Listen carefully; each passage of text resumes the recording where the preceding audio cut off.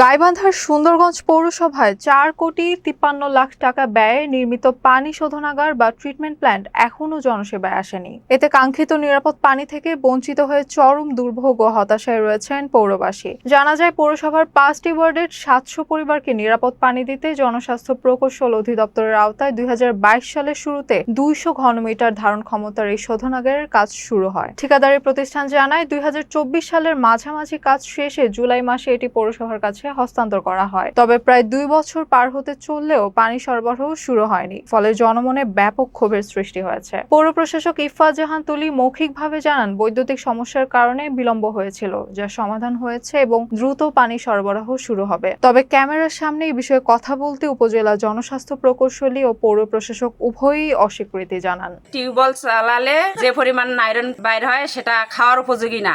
আমাদের পুরো অঞ্চলে যে পরিমাণ আয়রন, তাতে গোসল করলে পানি জাতীয় অনেক রোগ হয়। পৌর মেয়র কাউন্সিলর নাই, যারা দায়িত্বে আছে মন যা চায় তার মতো করতেছে। আমাদের যে পানির সমস্যা সেটা বলার মতো না। ট্রিটমেন্ট প্ল্যান্ট দেখতেছি হয়ে গেছে, কিন্তু আমরা এখনো পানি পাচ্ছি না। কি কারণটা কি? পৌরসভায় আমরা বিশুদ্ধ পানি কি পাবো না? 90% পৌরসভাবাসী বিশুদ্ধ পানির কারণে অনেক সমস্যায় আমরা ভুগতেছি।